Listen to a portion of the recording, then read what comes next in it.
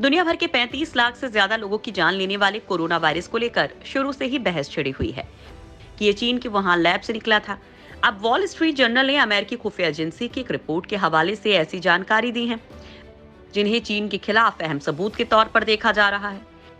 Report में कहा गया है कि चीन के यूनान प्रांत में अप्रैल 2012 में 3 खनिकों को एक खदान की सफाई करने के लिए भेजा गया था। इस खदान का इस्तेमाल नहीं होता था और यहाँ चमगादड़ों का बसेरा था। अंधेरी खदान में काफी बदबू थी और आसपास चूहे और छछूंदर घूम रहे थे। इसके अलावा यहाँ हवा भी नहीं आ रही थी। मजदूरों ने घंटों तक इसकी सफाई की। इसके 2 हफ्ते बाद तीनों ही खनिकों को निमोनिया जैसी बीमारी हो गई। फिर 3 और मजदूरों को यहाँ भेजा गया। उन्हें सांस लेने में दिक्कत, खांसी और बुखार हो गया।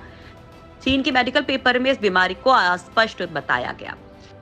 इसके लक्षण बिल्कुल वैसे ही हैं जैसे कोविड-19 के हैं। सभी 6 खनिकों को इलाज के लिए कुनमिंग मेडिकल स्कूल भेजा गया, जहां इन्हें वेंटिलेटर पर रखा गया। कुछ महीनों के भीतर इनमें से 3 की मौत हो गई।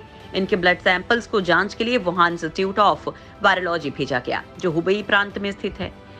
ये चीन की अकेली ऐसी लैब है जहां अन्य घातक वायरस जैसे इबोला, बर्ड फ्लू और HIV का विश्लेषण किया गया है। बैट वुमेन के नाम से मशहूर वैज्ञानिक डॉक्टर शी झिंगली ने सैंपल्स की जांच की और बताया कि खनिकों की मौत फंगल इन्फेक्शन के कारण हुई है। शी बीते 2 दशक से चमगादड़ों में कोरोना वायरस पर अपनी रिसर्च के लिए जानी जाती हैं। अमेरिकी अखबार ने अपनी रिपोर्ट में यह भी बताया है कि वुहान लैब के 3 शोधकर्ता नवंबर 2019 में कोविड-19 जैसे लक्षणों के कारण अस्पताल में भर्ती हुए थे। ये वो समय था जिसके ठीक 1 महीने बाद 31 दिसंबर 2019 को चीन ने दुनिया को बताया था कि उसके यहाँ कोरोना वायरस के पहले मामले की पुष्टि हुई है। अब इस तरह की रिपोर्ट से उन दावों को बल मिल रहा है जिनमें कहा गया है कि आधिकारिक तौर पर SARS-CoV-2 के नाम से जाना जाने वाला कोरोना वायरस वुहान की इसी लैब से ही निकला है। शुरुआती दावों में कहा गया था कि वायरस लैब से वुहान के बाजार तक पहुंचा, यहीं से फैलना शुरू हो गया।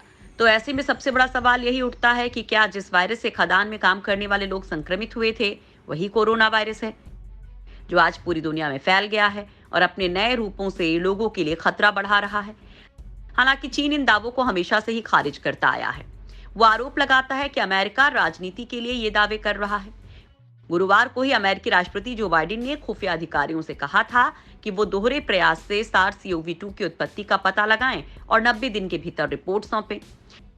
वायरस की उत्पत्ति जांच के लिए विश्व स्वास्थ्य संगठन की टीम चीन के वुहान भी पहुंची थी, लेकिन चीन शुरू से लेकर आखिर तक टीम की निगरानी करता रहा और उसे वास्तविक डेटा भी नहीं सौंपा।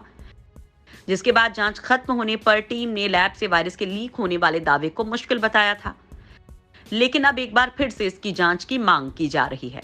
अमेरिका के शीर्ष संक्रामक रोग विशेषज्ञ और जो बाइडेन के शीर्ष मेडिकल सलाहकार डॉक्टर फॉची ने हाल ही में कहा था कि हो सकता है कि वायरस लैब से ही निकला हो।